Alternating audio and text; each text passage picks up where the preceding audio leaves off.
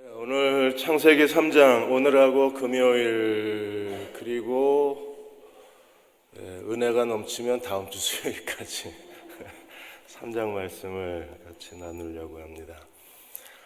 창세기 1장, 2장, 3장을 이렇게 오래 하는 이유는 가장 중요한 핵심이 창세기 1장에서 3장까지 다 담아 있어서 그렇습니다. 그래서 1장에서는 안식의 주제고 2장에서는 여자의 주제고 이제 3장에서는 벌거벗음이 주제입니다. 그래서 벌거벗음에 대해서 오늘 또 금요일 또 허락하시면 다음 주 수요일까지 말씀을 같이 나누겠습니다.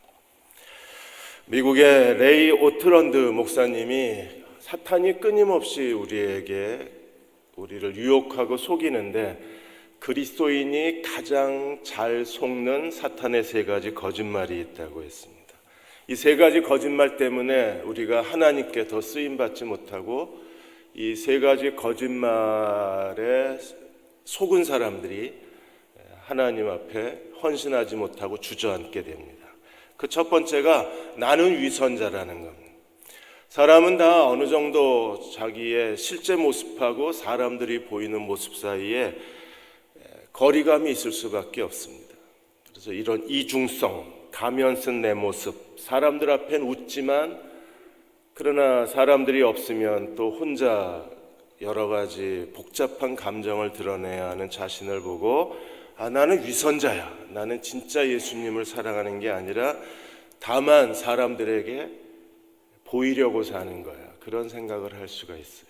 두 번째는 나는 실패자다. 뭘 해도 제대로 되는 게 없다.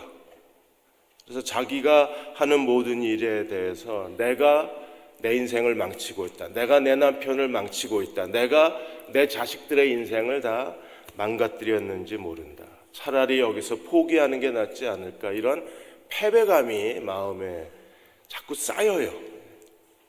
이 패배감은 사탄이 주는 거짓말입니다. 왜요?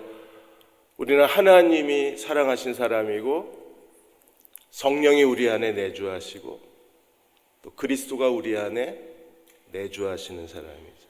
하나님이 실패할 수 있나요? 그럼 나는 실패해도 되나요? 우리는요, 하나님이 우리 안에 거하시기 때문에 우리는 실패할 수는 없어요. 세 번째 거짓말이 뭐예요? 너는 무능하다는 겁니다. 사탄은 집요하게 따라와서 계속 우리를 설득해요. 너는 무능해. 거봐, 안 되잖아. 거봐, 사람들이 못했다고 그러잖아. 거봐, 네가 하니까 아무것도 안 되잖아. 계속 우리를 끈질기게 따라와서 설득하는 게 뭐냐 하면 너는 무능해. 그러니까 네 남편이 널 인정하지 않는 거야. 그러니까 애들이 널 좋아하지 않는 거야. 그러니까 네가 뭘 해도 되는 게 하나도 없잖아. 이게 끊임없이 사탄이 우리에 대해서 거짓말을 하는 겁니다. 우리가 무능한가요? 바울이 뭐라 그랬어요? 내게 능력 주시는 자 안에서 내가 모든 걸 할 수 있다.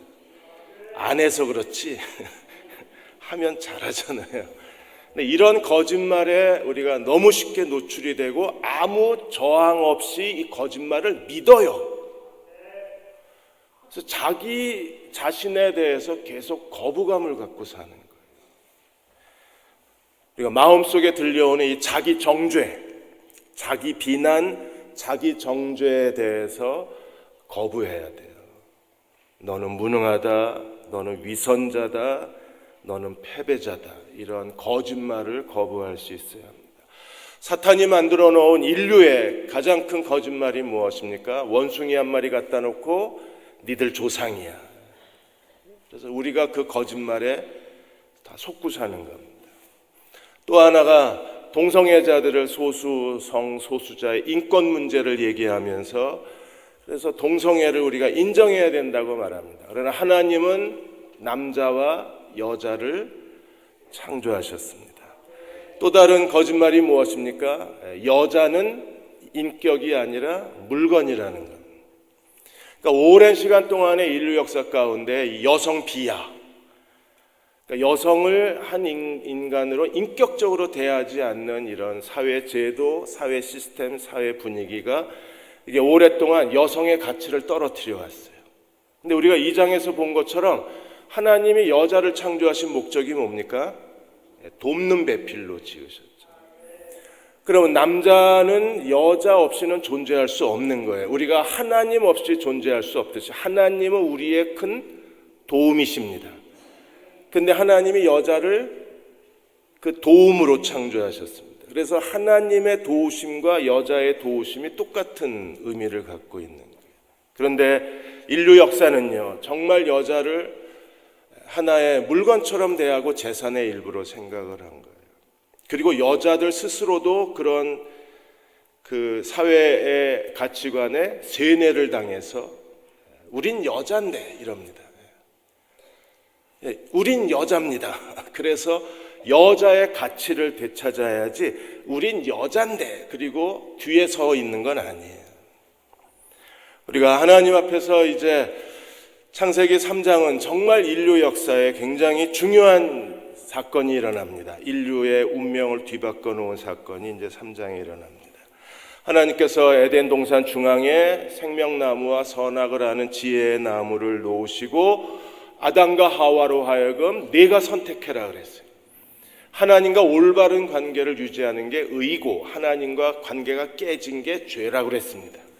이 인류 역사를 죄와 사망으로 빠뜨리게 한 이 불행한 역사의 장면이 우리가 창세기 3장을 읽으면 좀 충격을 받습니다. 왜냐하면 그 큰 비극의 역사를 가져왔는데 너무나 간단하게, 너무나 쉽게, 너무나 아무렇지도 않게 기록이 되어 있는 거예요. 오늘 어떤 일이 일어났나요? 로마서 5장 17절 18절에 보시면 이게 인류 역사를 완전히 뒤바꿔 놓은 겁니다. 아담의 불순종이 어떤 결과를 가져오고 그리스도의 순종이 어떤 결과를 가져왔는가를 알아야 합니다. 바울은 어떻게 해석했어요? 5장 17절에 사망이 그 한 사람을 통하여 왕노릇하였은즉 이 한 사람은 누구예요? 아담입니다.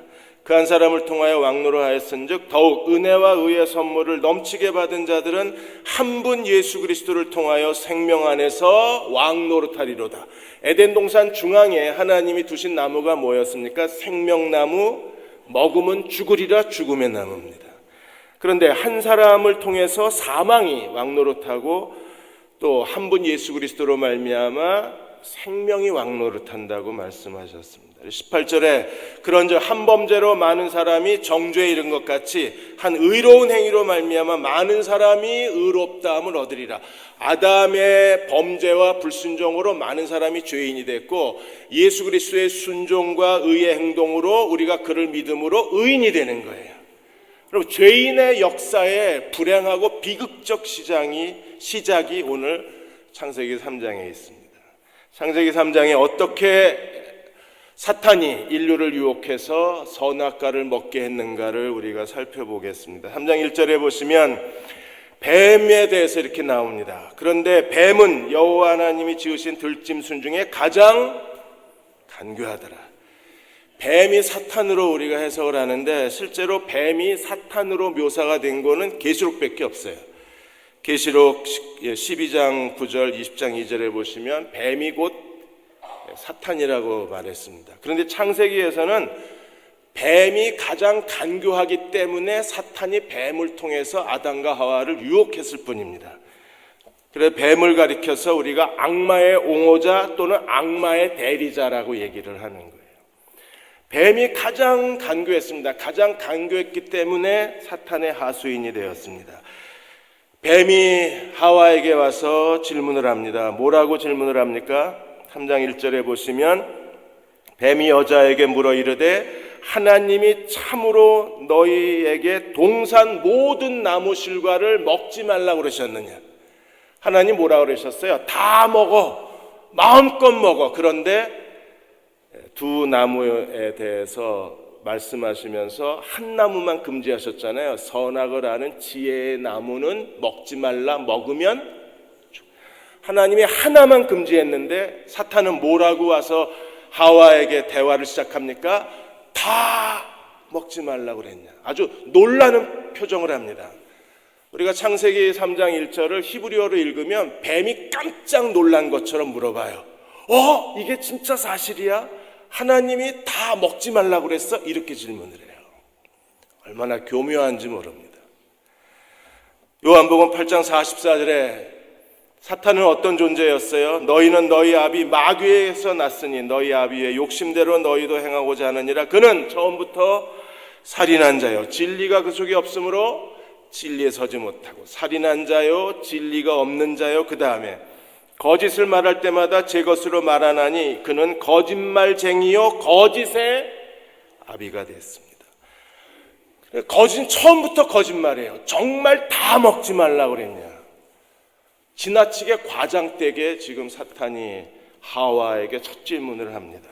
하와는요, 하나님을 변명합니다. 그래서 2절에 여자가 뱀에게 말하되 동산 나무의 열매를 우리가 먹을 수 있으나 동산 중앙에 있는 나무의 열매는 하나님 말씀에 너희는 먹지도 말고 만지지도 말라 너희가 죽을까 하노라 하셨느니라. 그러니까 하와의 대답에서 사탄은 틈을 찾은 거예요. 하와가 지금 하나님 말씀에 대해서 굉장히 부정확합니다. 정확하게 대답을 안 했어요. 하나님이 동산의 모든 나무 실과를 먹으라 했다. 모든 나무를 먹지 말라고 한 게 아니라 다 먹는데 선악을 알게 하는 지혜의 나무는, 중앙에 있는 나무는 먹지 말라. 너희가 정령 죽으리라 하셨다. 이 말씀을 그대로 옮겨야 되는데 옮기는 도중에 말씀이 손상이 일어났습니다. 하와가 뭐라 그랬어요? 너희는 먹지도 말고, 하나님 뭐라 그러셨어요? 만지지도 말라고 말씀하신 적이 없어요. 2장 17절에 보시면 선악을 알게 하는 나무의 열매는 먹지 말라. 내가 먹는 날에는 반드시 죽으리라. 근데 하와는 뭐라 그랬습니까? 먹지도 말고 만지지도 말라. 너희가 죽을까 하노라 그랬어요. 근데 하나님 뭐라 그러셨어요? 반드시 죽으리라. 하나님 뭐라 그러셨습니까? 먹지 말라. 근데 하와는 뭐라 그랬어요? 먹지도 말고 만지지도 말라. 말씀이 허술한 겁니다. 사탄이 그 틈을 놓칠 리가 없죠. 말씀에 구멍이 뚫어졌습니다. 그 구멍에 손을 쑥 집어넣고 하와를 움켜 잡은 거예요. 우리가 하나님 말씀에 부주의하고 하나님 말씀에 대한 올바른 지식을 갖지 못하고 하나님 말씀에 대한 성숙한 지식을 갖지 못하면 말씀에 구멍이 뚫리고 그 뚫어진 말씀의 틈으로 우리는요 형편없이 넘어지는 겁니다. 신천지 보세요. 어디로부터 신천지가 그리스도인을 미혹합니까? 말씀의 틈을 뚫고 들어오는 거예요. 우리가 평소에 잘 읽지 않는 말씀을 내놓고 이 말씀을 해석하라고 합니다. 그 누가 해석을 합니까? 목사들도 잘 모르는데. 그걸 말씀을 이어서 계속 줄줄이 사탕처럼 해석해 놓고 그래서 이만희를 믿어야 영생을 얻는다. 사무엘상 15장에서도 초대 임금 사울이 버림받은 이유가 거기 있는 겁니다. 사무엘이 사울에게 이르되 나는 왕과 함께 돌아가지 아니하리니 이는 왕이 여호와의 말씀을 버렸으므로 여호와께서 왕을 버려 이스라엘 왕이 되지 못하게 하셨습니다. 하나님 말씀을 버리면 나를 버리는 거예요. 나를 버리면 하나님의 모든 계획이 취소되는 겁니다. 나를 향한 하나님의 섭리와 하나님의 계획이 취소돼 버리면 나는요 빈 껍데기잖아요. 아무것도 없잖아요. 하와의 이 말에 사탄이 정말 회심의 미소를 지었을 거예요. 이 여자가 허술하구나. 그래서 제가 지난번에 이게 아담의 잘못이냐 하와의 잘못이냐 우리가 천국 가서 청문회하자 그랬잖아요. 아담은 정확하게 전했는데 하와가 남편의 말을 귓등으로 들었든지 그런 분들이 가끔 계시잖아요. 가정에 남편의 말을 그냥 무심하게 듣는 분들이 있습니다. 존중하지 않고. 그러니까 하와가 그럴 수 있어요. 아담은 정확하게 선악을 알게 하는 나무를 먹지 말라 반드시 죽으리라 그랬는데 그렇게 전했는데 하와가 알았어 이러고 자기가 대충 이해를 했든지 아니면 아담이 처음부터 하와에게 잘못 전해줬든지, 여보 저거 먹으면 안 된대, 만지지도 말래. 왜요? 남자들이 가끔 과장이 심하잖아요. 하나님 말씀을 자기가 막 덧붙이잖아요. 만지면 안 돼, 먹지 마, 보지지도 마, 만지지도 마, 죽을지도 모른대. 혹시 죽는다 그러면 연약한 여자 하와가 상처를 받을까봐, 그래서 아내를 감싸준다고 아담이 적당히 얘기할 수도 있어요. 누가 잘못인지는 잘 모릅니다. 성경엔 전혀 그거에 대한 언급을 하지 않고 있기 때문에 우리가 천국 가서 반드시 한 20만 명 서명을 해서 아담과 하와를 청문회장에 세워야 됩니다. 중요한 건 뭐예요? 하나님 말씀에 부주의하면 사탄의 함정에 빠지는 겁니다. 사울이 하나님 말씀을 버림으로 하나님이 그를 버리셨어요. 그러므로 우리가 하나님 말씀에 순종해야 되고 하나님 말씀에 충실한 사람들이 되어야 합니다. 부흥사 정양수 목사님이 강화도에 가서 부흥회를 인도했는데, 담임 목사님이 황시성을 가진 목사님이셨는데, 내가 비록 강화도에 있지만 부자라고, 그래서 뭐가 그렇게 부자냐 그랬더니 인삼밭이 3,000평이나 있대요. 그래서 목사님, 어우 좋으시겠네요, 어떻게 인삼밭을 3,000평이나 가지셨냐 그랬더니 간증을 하는데, 자기가 처음 이 강화도 교회 왔을 때 교인이 한 50여 명밖에 없고 대부분 다 노인이고, 이제 젊은 사람이 속장이 하나 있었는데, 이 젊은 사람이 정말 재주도 많고 열심도 있고 뭐 여러 가지 일도 잘 해낸 거예요.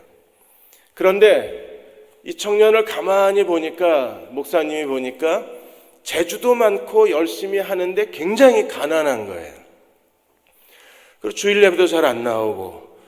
그래서 목사님이 지켜보면서 이 청년을 관찰했더니 두 가지를 안 하는 거예요. 하나는 너무 가난하니까 주일날도 일하러 가는 거예요. 가서 돈 벌어야 먹고 사니까 주일날도 일을 하고 헌금을 전혀 안 하는 거예요. 가난하다는 이유로 속장인데도 헌금을 전혀 안 하는 거예요. 어느 날 불러다가 성경을 펴놓고, 그렇게 살면 안 된다, 하나님 말씀대로 살아야지, 그렇게 살면 안 돼. 그래서 반드시 예배는 드려라.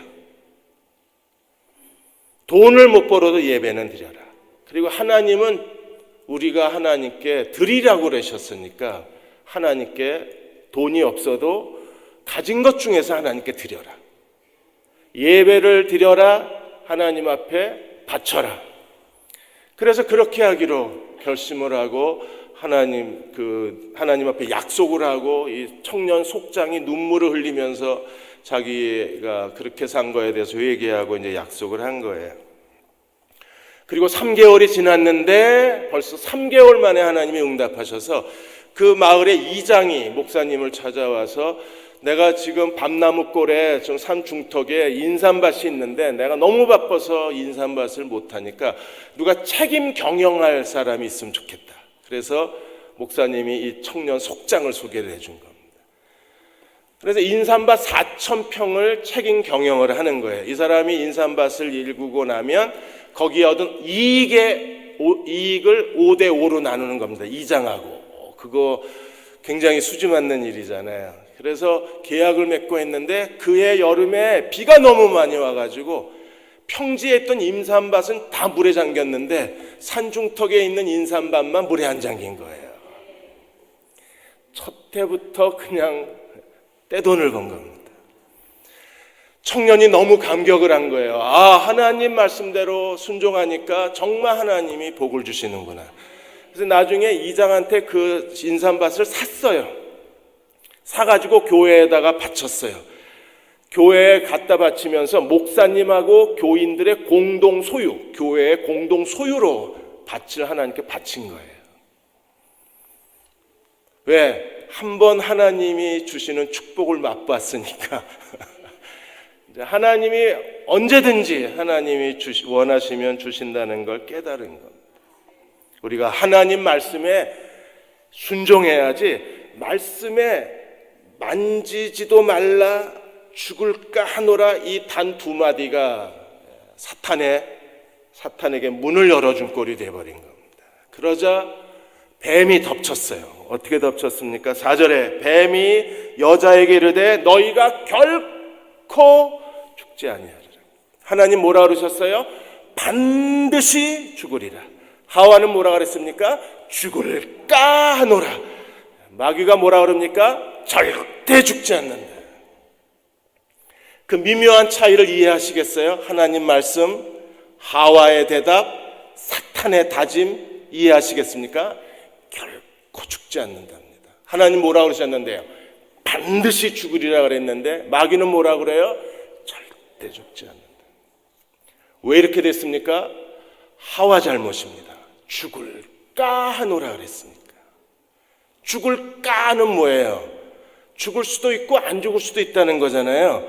그러자 마귀가 하와를 움켜잡은 겁니다. 절대 안 죽어. 죽을 수 없어 이랬습니다. 그리고 뭐라 그랬어요? 5절에 너희가 그것을 먹기만 하면 자기가 모든 걸 다 알고 있다는 듯이 하나님에 대해서는 자기가 박사라는 듯이 하나님의 마음을 꿰뚫고 있다는 듯이 그가 자신 있게 하와에게 던진 말이 유혹이 뭐예요? 너희가 먹는 날에는 너희 눈이 밝아질 것이다. 하나님처럼 될 것이다. 선악을 알게 될 것이다. 그것을 하나님이 알고 너희에게 금지하신 것이다. 그러니까 굉장히 설득력이 있는 거예요. 너희가 하나님처럼 될 것이다. 여러분, 죄가 뭡니까? 교만이 뭐예요? 하나님 없어도 돼. 이게 선악하잖아요. 나 하나님 필요 없어. 내가 내 인생의 주인이고 내 인생은 내 거야. 이게 죄요. 이게 선악합니다. 그러므로 마귀가 하와에게 하나님처럼 될 것이다. 선악을 알게 될 것이다. 그래서 하나님이 너희에게 이걸 숨긴 거다. 마치 하나님이 인간에게 큰 손해를 끼친 것처럼 자꾸 하나님을 의심하게 만드는 거예요. 우리도 가끔 의심하잖아요. 일이 왜 이렇게 되지? 나는 지금 일로 가야 된다고 생각하는데 자꾸 상황은 어디로 가요? 이쪽으로 가요. 그럼 우리는 하나님 의심합니다. 하나님이 내 인생 망가뜨리는 거 아니야? 하나님이 내 인생 이러다가 다 실패로 끝나게 하는 거 아니야? 하나님이 이러다가 내 인생 막다른 골목에다가 하나님 데려가시는 거 아니야? 우리는 하나님에 대한 의심 때문에 몸을 부들부들 떨어요. 그분이 내 인생에 뭔가 큰 고통을 주실 것만 같은 거예요. 이게 마귀가 역사하는 겁니다. 하나님이 아심이라. 그래서 못 먹게 하는 거라는 겁니다. 하나님을 완전 의심하게 만들고 하나님께 대해서 부정적인 생각을 하게 만드는 거예요. 그 말을 듣고 하와가 선악과를 보니까 어떤 일이 벌어져요? 여자가 그 나무를 본즉 먹음직도 하고 그 다음에 얼마나 매력적으로 보였겠어요. 보암직도 하고 그 다음에 정말 마음을 즐겁게 해주는 겁니다. 지혜롭게 할 만큼 탐스럽게 돼서 보암직도 하다, 먹음직도 하다, 지혜롭게 할 만큼 탐스럽다 그랬어요. 그러니까 결국에 하나님처럼 되리라, 그 다음에 탐스럽다. 그러니까 인간의 교만이라게 하는 게 욕심이 우리를 지배하고, 우리의 주인은 누구예요? 욕심입니다. 욕심.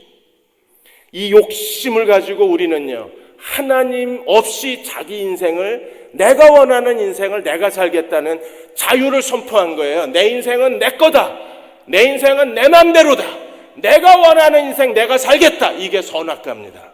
그리고 이게 죄의 본질인 거예요. 여자가 어떻게 했습니까? 탐스럽기도 한 나무인지라 여자가 그 열매를 따먹고 자기와 함께 있는 남편에게도 주매 그도 먹은지라. 아내가 하와가 아담을 설득을 안 했어요. 여보 이거 먹어봐. 내가 이렇게 해서 뱀이 와가지고 이러니 저런 얘기를 해서 하나님처럼 되리라 그랬더니 내가 진짜 보니까 지혜롭게 할 만큼 탐스럽더라. 그래서 내가 먹었으니까 너도 먹어야 돼. 이렇게 해서 남편을 협박하거나 남편을 설득하지 않았습니다. 전혀 아무런 설명이 없어요. 남편도 그게 뭔 줄 알면서도 아내한테 왜 먹었냐고 소리도 안 지르고 이거 먹으면 어떡하냐고 대책을 의논하자고 같이 앉아서 산기도 들어가지도 않고 이제 큰일 났다. 금식 기도하자고 요청도 안 하고 그냥 아담도 찬성도 안 하고 비난도 안 하고 그냥 먹어요. 여러분 이 장면이 이해가 되십니까? 뭐지 이게? 인류 최초의 공처가인가? 아무 비난도 없고 아무 말도 없어요. 아담은. 그 다음에 하와는요 절대적인 존재입니다. 먹어! 이러니까 아담이 먹어요. 여보 어떡해 말도 없고 이제 우리는 큰일 났다 뭔가 두려워 떠는 것도 없고 그냥 여러분 성경을 보면 자기와 함께 있는 남편에게도 주매 그냥 주니까 덥석 받아 먹었어요. 무슨 저녁 새로운 뭐 인도네시아산 열매가 하나 새로운 줄 알고 그냥 먹어요. 이렇게 무기력하게 이거 진짜 무기력하잖아요. 저항 한번 못 해보고 아담이 이건 안 된다고 소리 한 번도 못 질러보고 그냥 하와가 주니까 그냥 먹고 인류 전체를 죄와 사망에 넘겨버린 겁니다. 그 비극적인 일이 이렇게 싱겁게 진행이 되고 이 엄청난 인류를 죄와 사망의 사람으로 만들어버린 이 비극적인 인류의 타락이 이렇게 무기력하게 진행이 된 거예요. 하와가 자기와 함께 있는 남편에게도 주매 그도 먹었더라. 이게 답니다. 그러니까 남자는 여자를 잘 만나야 돼요. 그냥 주는 대로 먹어. 그게 인류 역사에 얼마나 큰 불행과 비극을 가져오는지도 모르고 그냥 마누라가 주니까 먹는 거예요. 그 다음에 어떤 일이 벌어졌어요? 7절에 보시면 그들이 눈이 밝아졌어요. 마귀가 그랬잖아요. 눈이 밝아질 거예요. 눈이 밝아져서 하나님처럼 될 것이다. 자, 눈이 밝아졌어요. 진짜 먹으니까 눈이 밝아졌어요. 그런데 아담과 하와가 하나님처럼 될 거라고 그랬는데 실제로 먹으니까 눈이 밝아졌는데 아담과 하와가 발견한 건 뭡니까? 자기들이 벗은 줄을 알았어요. 이게 벌거벗음이 인간이 선악과를 먹고 하나님과의 관계가 깨지고 그리고 인간이 스스로 하나님처럼 되려고 하는 그런 탐욕에 휩싸이면서 선악과가 인류에게 가져온 첫 번째 인간의 본능적 상태가 뭐냐 하면 벌거벗음입니다. 벌거벗음은 뭐예요? 자존심입니다. 자존심. 그러니까 하나님 앞에 인간은요 이 타락한 스스로 하나님처럼 되고 싶어하는 내 인생은 내 거라고 스스로 자기 인생에 자기가 주인됨을 선포하고 그리고 자기 인생은 자기가 책임져야 된다고 하는 이런 주권의 문제에 있어서 인간은요 하나님 앞에 자기 인생을 이끌어가는 벌거벗은 상태를 가리기 위해서 아담과 하와가 제일 먼저 한 게 뭐예요? 무화과 나무 잎사귀 치마를 했잖아요. 그래서 제일 먼저 왜 무화과 나무 잎사귀인지는 지금 학자들이 연구하고 있습니다. 지금 벌써 오랫동안 연구하고 있어서 아마 여러분 한 100년만 지나면 이유가 밝혀지지 않을까 싶습니다. 지금도 왜 그 많은 나무 중에 무화과 나무냐 이래가지고 연구를 많이 하고 계십니다. 뭐 그렇게 우리에게 환호를 지를 만한 연구 자료는 아직 없습니다. 중요한 건 그냥 나뭇잎으로 치마를 해 입었다는 겁니다. 최근에 여자들은 뭐가 유행하나요? 꽃무늬 패션이 유행합니다. 꽃무늬를 입으셔야만 최첨단 유행을 걸으시는 거예요. 아담과 하와가 옷으로 자기 부끄러움을 가렸습니다. 이게 인간의 죄의 형태가 되는 거예요. 사람은 자기의 부끄러움을 견디질 못합니다. 다른 사람들에게 비교의식, 다른 사람과의 경쟁의식, 그리고 다른 사람에 대해서 자기가 성공하지 못한 사람이라고 평가되는 거에 대해서 굉장히 민감합니다. 벌거벗음을 가리는 게 인간의 삶의 주권이 되어버린 거예요. 그게 내가 인생에서 자기를 위해서 해야 될 가장 중요한 일이 자기의 부끄러움을 가리우는 일입니다. 그래서 남들보다 더 멀리 가야 되고 남들보다 더 잘나야 되고 남들보다 더 많이 가져야 되고 남들보다 더 인정받는 사람이 돼야 돼요. 자기가 안 되면 자기 자식을 세워서라도 자기 자식을 성공시켜서라도 어떻게 하든지 내가 인정을 받아야 돼. 어느 그 교육 전문가가 좌담을 하다가 어머니한테 물어봤습니다. 어머니 인생의 목적이 뭐냐고. 그랬더니 그 어머니가 대답하기를 아이들이 잘 되는 거래요. 아니 그거 말고 개인적인 어머니의 인생의 목적이 뭐냐고. 아이가 잘 되는 거래요. 그럼 아이가 잘못되면 이 어머니는요 인생 실패자가 되는 겁니다. 아이는 아이 인생을 살고 나는 내 인생을 사는 건데 아이 인생이 잘 되는 게 내 인생의 목적. 그래서 그렇게 애를 붙잡고 쩔쩔매는 겁니다. 성적 오르면 기뻐하고 성적 떨어지면 슬퍼하고. 슬퍼해요? 낙담을 하잖아요. 애가 좋은 대학 가면 환호성을 지르고 애가 그냥 그렇게 이름도 없는 대학 가면 마치 자기가 죄인이 된 것처럼 인생의 모든 서름을 다 자기가 뒤집어 쓰잖아요. 그게 왜 그래요? 애를 가지고 자기 인생을 평가하는 겁니다. 그래서 그 교수님이 다시 질문했어요. 어머니 개인적으로 하고 싶은 게 뭐냐고. 없대요. 그냥 자식이 전부예요, 자식이. 여러분, 그 자식이 다 대한민국 엄마가 내 자식이 내 행복이라고 그러면 성공하는 사람은요, 대한민국 전체 젊은이 가운데 1%밖에 성공 안 합니다. 다 내 자식이 1%가 되기를 기대하는 거잖아요. 왜? 그래야 벌거벗음을 가려요. 그래야 꽃무늬 치마를 하나 해 입는 거예요. 그래서 하나님의 주권에서는요, 이게 죄입니다. 벌거벗음이 죄예요. 그래서 하나님의 주권의 영역에서 하나님은 어떻게 일하십니까? 하나님은요, 인간이 극도로 거부하는 벌거벗음을 갖고 일하시고, 그 다음에 인간의 삶의 기준인 선과 악을 뛰어넘는 하나님의 초월성을 갖고 일하시잖아요. 그러니까 하나님은 이 죄의 세상과 의의 세상의 이 대결 구도 속에서 죄의 세상에서 사람들이 견디지 못하는 게 자기 벌거벗음이고, 죄의 세상의 모든 삶의 기준은 선과 악입니다. 선과 악의 두 개의 이데올로기 속에서 인간은 자기의 인생을 가치 있게 만든다고 착각하는 거예요.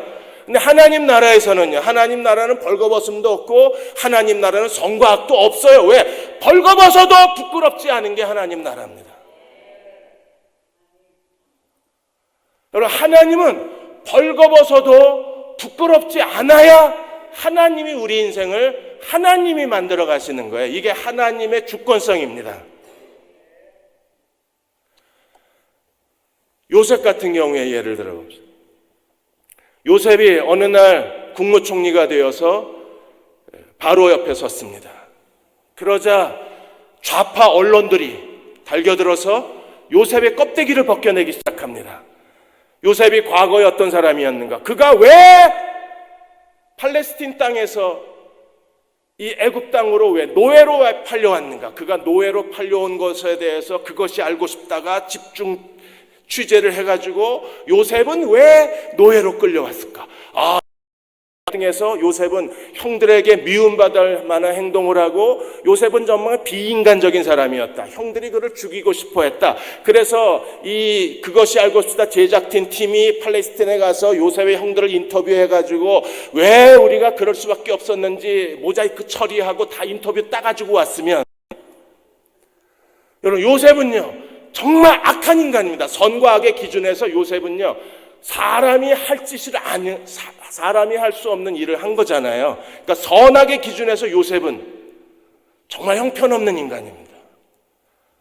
그것이 알고 싶다 제2탄 왜 죄수가 됐을까? 그래서 뒤져보니까 보디발 장군의 아내가 옷을 벗어버리고 요셉이 자기를 덮쳤다고 증언해서 그래서 보디발이 감옥에 보낸 겁니다.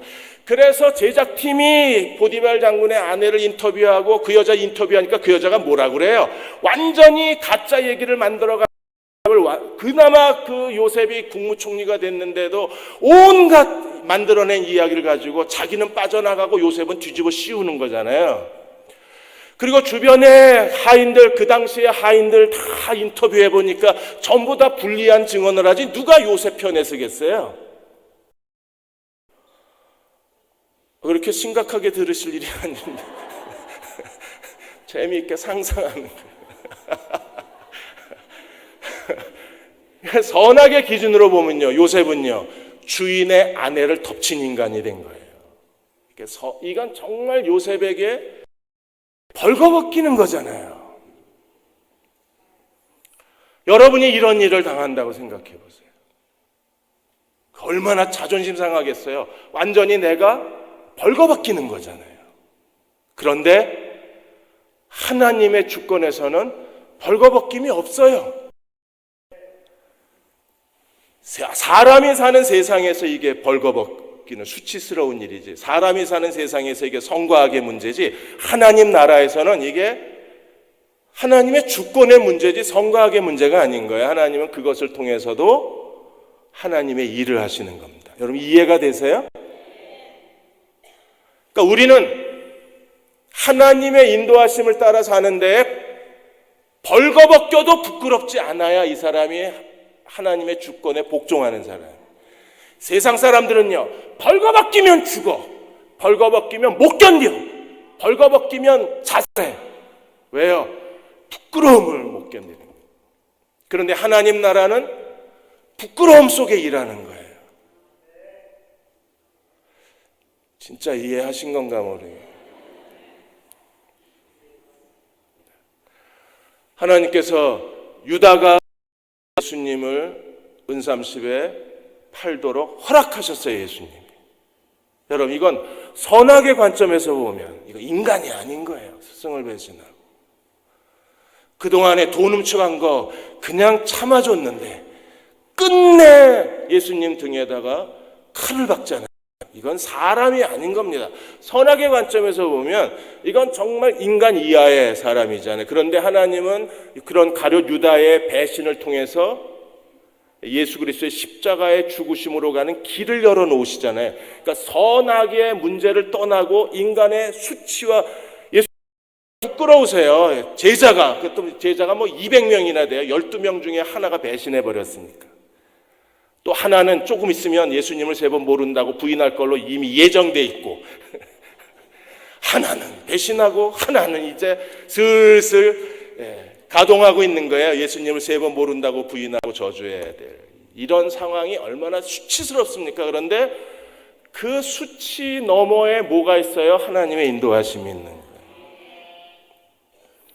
십자가도 얼마나 수치스러워요. 다 벌거벗겨 놓고 십자가에 매달아 놓으니까. 그런데 하나님은 그 부끄러움 너머에서 일하고 계신 거예요. 예수님이 대제사장이 되시고 화목제물이 되셔서 십자가의 죽으심으로 단번에 영원한 속죄를 이루신 겁니다. 그러므로 사랑하는 여러분, 하나님이 인도하시는 가운데 여러분들이 때로 하나님 벌거벗겨 놓으실 수도 있어요. 때로 선악의 이 윤리 속에서 하나님이 왜 나를 이렇게 하시는가, 자기의 삶에 비윤리적인 일들이 일어날 수도 있어요. 그런데 우리가 그것을 끝까지 복종하면 벌거벗김과 부끄러움에 순종할 수만 있으면 하나님이 거예요. 찰스 콜슨이라는 분이 교도소 선교회를 세워서 미국의 재소자들에게 복음을 전하는 굉장히 역동적인 선교단체입니다. 이 찰스 콜슨의 교도소 선교회에서 매년 성탄절이 되면 재소자 자녀들에게 성탄 선물을 전달을 합니다. 어느 해에도 이 찰스 콜슨하고 아내가 이제 아이들 선물을 다 준비를 하고 이제 자기에게 할당받은 지역에 찾아가서 아이들에게 선물을 주는 거예요. 어느 한 허름한 아파트에 찾아가서 아이를 기다렸는데 9살 된 아이가 왔습니다. 그래서 아이의 이름을 보니까 임마누엘이라 그래요. 그래서 찰스 콜슨이 너 이름의 뜻이 뭔지 아냐? 이름의 뜻에 대해서 마태복음 1장 23절을 펴주고 읽어줬어요. 임마누엘은 하나님이 우리와 함께 하신다는 거다. 그리고 선물을 주고 그 아파트 안에 있는 아이들에게도 다 선물을 주고 있는 동안에 이제 임마누엘의 엄마가 왔을 때 임마누엘이 엄마 품에 안기면서 엄마 내 이름 뜻이 뭔 줄 알아? 하나님이 나와 함께 하시는 거래. 하나님이 나와 함께 하시면 그분이 날 돕지 않으실까? 그 광경을 보고 이제 찰스 콜슨이 자기 책에다가 그걸 쓴 거예요. 세상 속에서, 정말 가벼운 세상 속에서 하나님의 진리가 역사하고 있는 이야기를 쓴 겁니다. 그런데 찰스 콜슨이 굉장히 뛰어난 정치 엘리트입니다. 이 사람이 이 뛰어난 탁월한 정치 엘리트가 이렇게 교도소 선교회의 선교적 삶을 살도록 그의 인생을 바꾸어 놓은 거예요. 감옥입니다. 닉슨 게이트가 일어났을 때 닉슨 보좌관입니다. 이 찰스 콜슨이. 그러다가 닉슨 게이트가 터지고 그는 정치인으로서 완전히 매장을 당합니다. 생매장을 당하고 그의 정치 인생이 끝났습니다. 그는 완전히 산채로 발가벗겨졌어요. 벌떼처럼 달겨들어서 찰스 콜슨의 옷을 다 벗겨냈습니다. 그는 실오락이 하나도 걸치지 않고 그대로 벌거벗긴 채 언론에 노출이 돼버렸어요. 그리고 감옥에 들어간 겁니다. 그런데 그 감옥 속에서 하나님이 그를 회심을 시킵니다. 그가 복음 앞에 무릎을 꿇고 예수 그리스도의 십자가 앞에 무릎을 꿇고 그는 마침내 그리스도를 영접하게 됩니다. 그리고 남들이, 죄수들이 하기 싫어하는 교도소 안에 그 세탁실에 들어가서 가장 굳은 일, 남들이 하기 싫은 중노동의 일을 자기가 자원해요. 그리스도의 사랑을 실천을 합니다. 그렇게 그는 그리스도의 사랑을 온몸으로 보여주다가 그가 거기서 재소자들에 대한 교도소 선교의 소명을 받고 나오자마자 아내와 함께 미국 전역을 돌아다니면서 교도소 선교에 힘쓰고 있는 겁니다. 하나님은 왜 그가 닉슨 보좌관이었을 때, 정치적으로 탁월하고 인정받았을 때에 하나님이 그를 세우셨으면 얼마나 좋아요.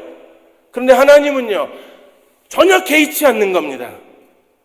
어떤 사람은 정말 멋진 옷을 입었을 때에 하나님이 그를 세우기도 하고, 어떤 사람은 정말 벌거벗겼을 때 하나님이 역사하시기도 해요. 왜?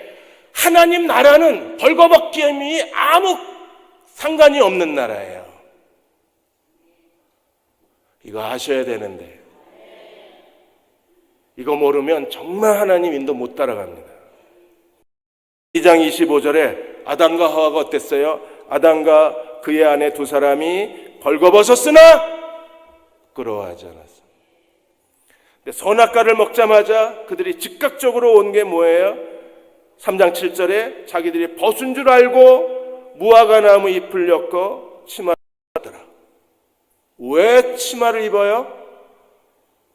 부끄러우니까. 3장 11절에 하나님이 아담에게 뭐라고 질문하셨어요? 이르시되 누가 너의 벗었음을 내게 알렸느냐? 내가 내게 먹지 말라 명한 그 나무 열매를 내가 먹었느냐? 선악과, 벌거벗음, 부끄러움, 죄 함께 역사하는 겁니다. 우리가 예수 그리스도로 말미암아 구원받은 사람이라면 하나님이 우리를 어디로 데려가시든지 우리는 복종해야 돼요. 요셉처럼 노예로 끌려가도 감옥에 들어가도 여러분 그 노예 수치스러운 일이에요.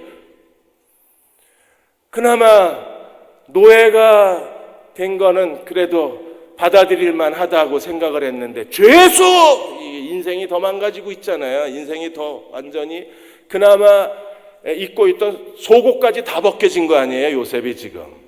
그런데 하나님이 갑자기 그를 가장 금으로 만든 화려한 옷을 입혀 놓으시고, 여러분 입고 싶은 거 그거 아니에요? 지금 요셉이 입은 그 국무총리의 그 반짝반짝반짝한 화려한 의상, 그거 입고 싶은 거 아니세요? 아니시구나. 하나님이 입혀주시는 옷이 있죠. 그래서 우리는 하나님 앞에 지금 사탄이 인간을 유혹해서 죄의 본질이 무엇인가를 정확하게 알고, 죄의 본질은 벌거벗김이에요.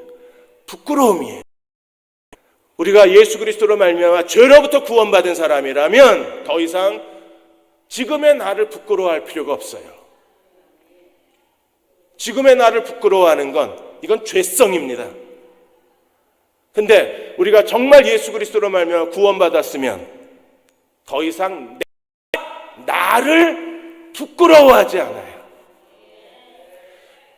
나는 부끄럽지 않다 그래야 돼요. 사실 부끄럽지만 그래도 안 그런 척하고 나는 부끄럽지 않다 그러셔야 됩니다. 왜요? 하나님이 결국엔 그렇게 만드실 것을 하나님을 붙잡으십시오.